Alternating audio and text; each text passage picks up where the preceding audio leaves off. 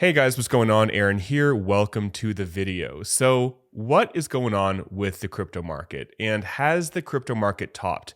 Was what happened on Friday, that insane pounding that the market received, is that a signal that we have peaked or not? So in this video, I'm going to go over a couple stories of what's going on in the news, including the latest with Trump talking about cooking oil, his latest Truth Social post.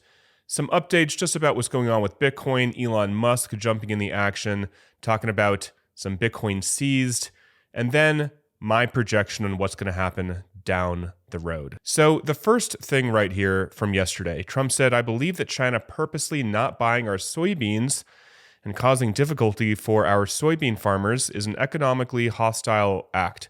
First off, not quite sure why he capitalizes certain things. Nonetheless, we are considering terminating business with China having to do with cooking oil. Cooking oil is not a proper noun.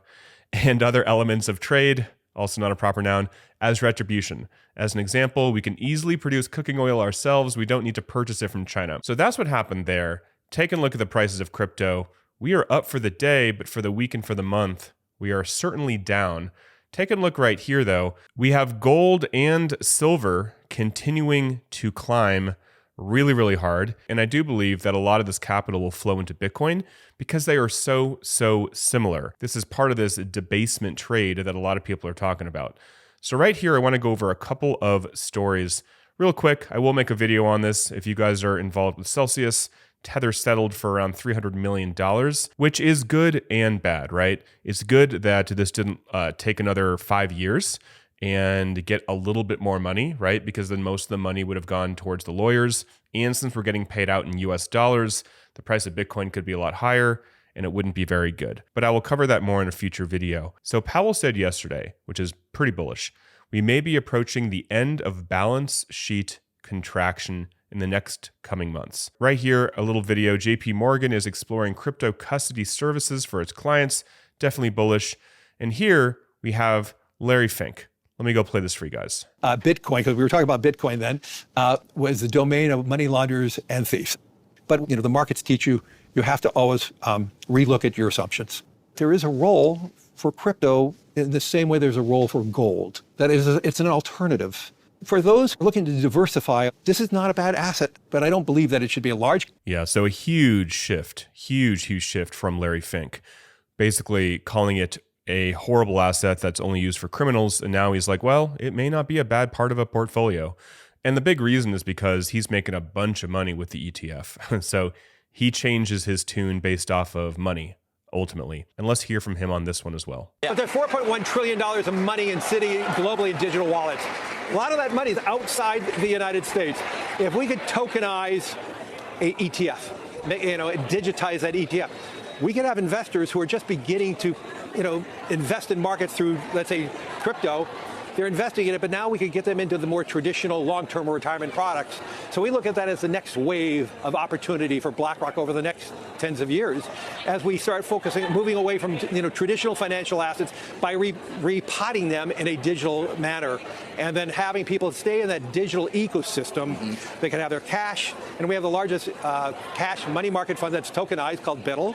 Our Bitcoin IBIT is now over $100 billion. $100 billion, I know, from nothing not that long ago. And 2 years ago, zero. Yeah, so I know. Well, you weren't always a huge proponent of crypto, as we know. I love it now. But I grow and learn. I heard you say that on 60 Minutes. I did. Yeah, so basically what I said, right? He grows and learns, but also it's making him a ton of money. So of course he's going to say it's a good thing, right? But this is Larry Fink, very powerful guy, saying that things are going to be tokenized, going to be on the blockchain. Crypto's here to stay.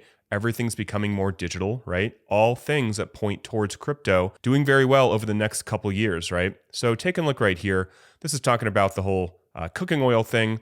The stock market erased $450 billion in 7 minutes because Trump posted about cooking oil. Kind of crazy. Nonetheless, that's what happened. And yeah, right here, Bitcoin and traditional assets compound annual growth rate.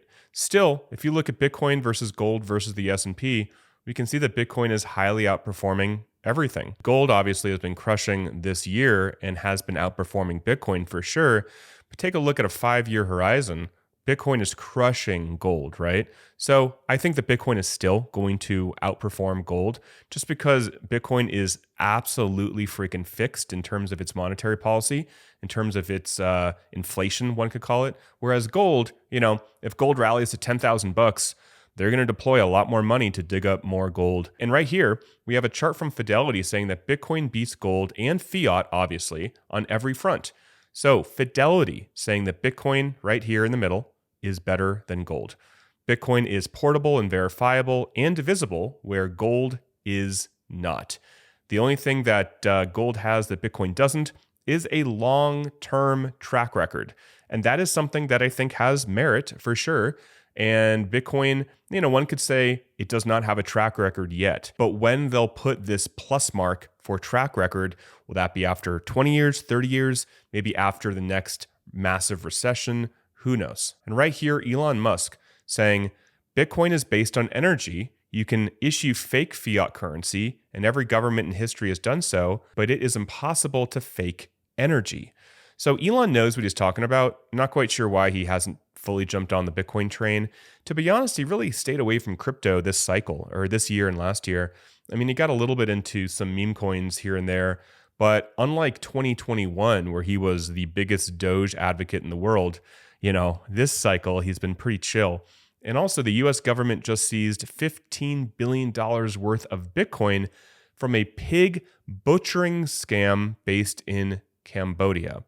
Right here, we can see 127,271 Bitcoin. And Senator Cynthia Lummis says that this Bitcoin can strengthen America's strategic Bitcoin reserve. So we haven't yet seen the US government obviously decide to acquire Bitcoin in a tax neutral way, right? That doesn't affect the taxpayer, but they are seizing Bitcoin.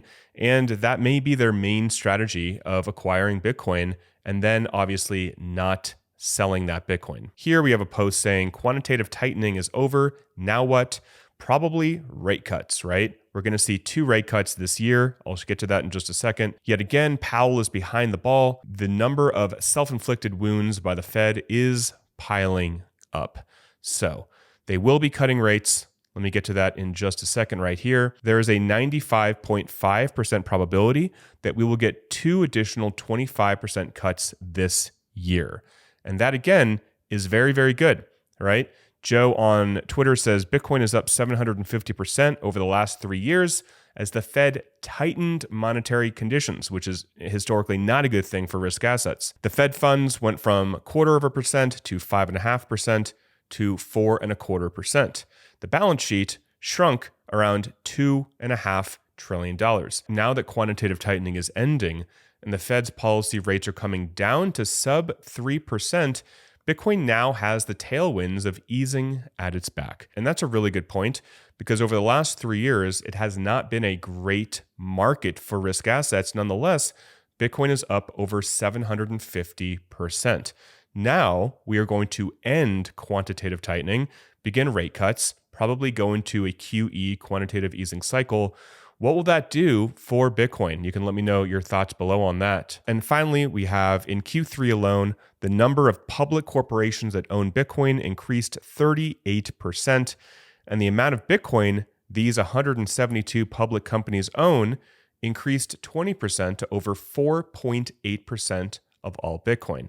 So this is just something else going on that will continue to take place. Public companies will be adding Bitcoin to their balance sheet. I don't see this trend and also trends like Larry Fink and BlackRock getting very, very bullish on crypto, on Bitcoin, right?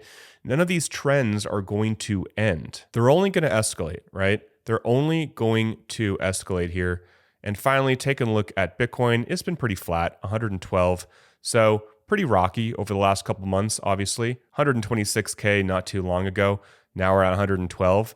But realistically, we were where we were, a few days ago or a few weeks ago. If you take a look at the chart since June, it's been just up and down, but it's hovered around this range. Obviously, people that got wiped out via what happened on Friday, not good. Taking a look here, ADA, right? On Binance, it went down to $0.25, 25 cents or so. Cosmos got even wrecked harder at $0.025, Now it's at $3.47. And over on Binance, we have Avalanche dropping down to around $8 from now a price of 22, but before it was around 30 bucks. So again, a lot of people got really wiped out via what happened on Friday. So that's it for the video. Just want to give you guys some hopium, but also let you guys know that I don't think this cycle is ending. Again, QT is ending, rate cuts are going to be happening. And if something happens where liquidity dries up, the Fed will inject liquidity via whatever way they want to do it, whether it's some new acronym where they can just, pump the markets back up. They're not going to let the markets crash. I really don't believe so. And if the markets do crash hard, then I think Bitcoin, once everything settles, is going to do very, very well because people are not going to have as much confidence in the traditional financial networks. So that's where I stand right now. Let me know your thoughts below, guys. Hope you are well. Till next time, talk with you soon, and bye for now.